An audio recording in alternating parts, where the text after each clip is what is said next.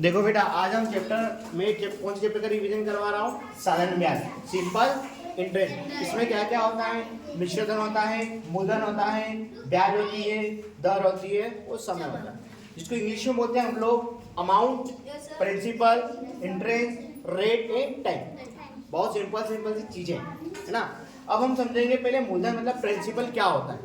यदि आपने बैंक से कुछ पैसा उधार लिया, उसी को क्या बोलेंगे? मूलधन, है ना। जैसे मान लो बैंक से तुमने ये 1000 रुपए, 1 2 3 4 5 6 7 8 9 10, ये 100 के नोट है। तो इसमें तुमने 10 नोट लिए, मतलब 1000 रुपए क्या लिए? बैंक से उधार लिए। तो इसी को क्या बोलेंगे? मूलधन। बात समझ में आई ना? मूलधन। तो बैंक ने बोला मैं तेरे को पैसे तो दे रहा हूँ, पर इस पर मैं 10% ब्याज लूंगा। कितना ब्याज लूंगा? 10%। तो 1000 का 10% कितना हुआ?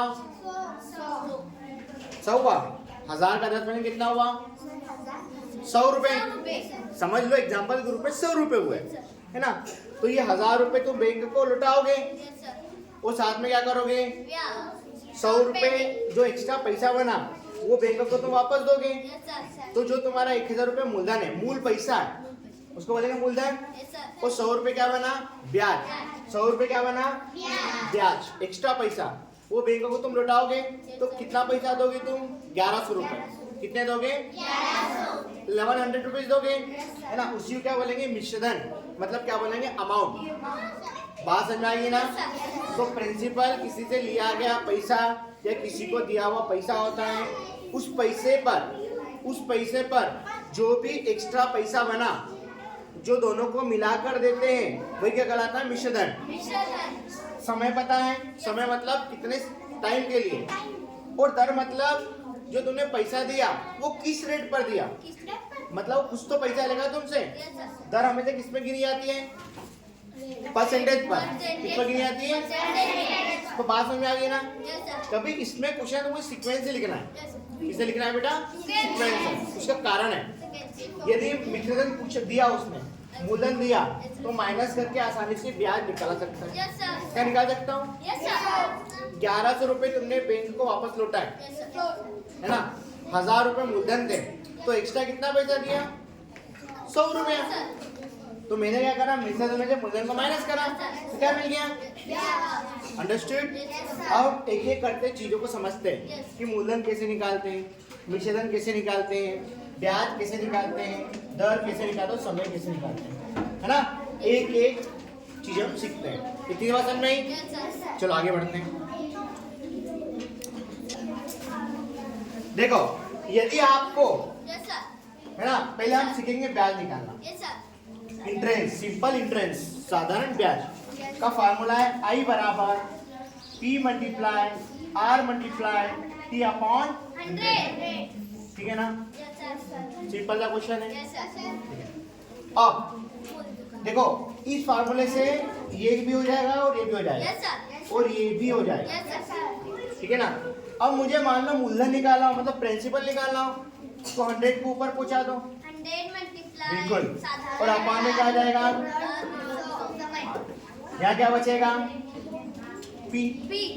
तो ये हमारा काय का फार्मूला बन गया? मूलधन का। ये काय का फार्मूला है? ब्याज का, साधारण ब्याज, सिंपल इंटरेस्ट, है ना। ये प्रिंसिपल का फार्मूला बन गया, है ना। अब मुझे सपोज दर निकालना, क्या निकालना? दर। तो दर को छोड़ के सबको इधर भेज दो, तो 100 कहाँ चले जाएगा? ऊपर, है ना। P और T कहाँ जाएगा? नीचे। तो इधर क्या बचा? रेट। ये रेट निकालने का फार्मूला बन गया। अब समय निकालना है, तो समय को छोड़ के बाकी सबको इधर भेज दो। 100 कहाँ आएगा? ऊपर आ जाएगा। 100 कहाँ आ गया? ऊपर, है ना। और POT कहाँ जाएगा? क्लियर हुआ कि नहीं हुआ? बात समझ में आई? तो एक ही फार्मूले से साधारण ब्याज भी निकालना सीख लिया, प्रिंसिपल मतलब मूलधन भी निकालना सीख लिया, रेट दर भी निकालना सीख ली, और I मतलब सॉरी यहाँ T आएगा, टाइम निकालना भी सीख लिया। बात समझ में आई कि नहीं? ठीक है। अब मिश्रधन कैसे निकालेंगे? मूलधन धन ब्याज, इन दोनों को क्या कर देंगे?